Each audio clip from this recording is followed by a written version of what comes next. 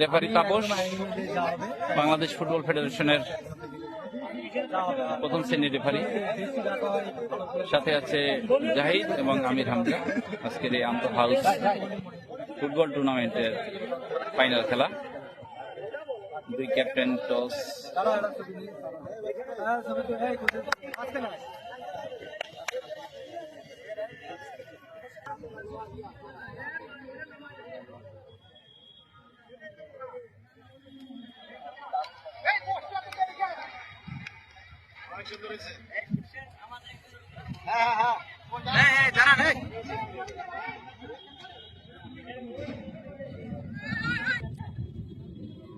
আমাদেরকে আমার ফোকাস করে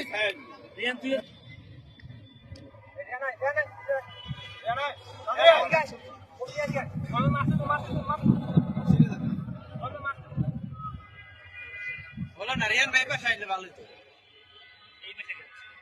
সুন্দর হচ্ছে না, সুন্দর এই পাশে বেশি হয়ে গেছে। ঠিক আছে ঠিক আছে।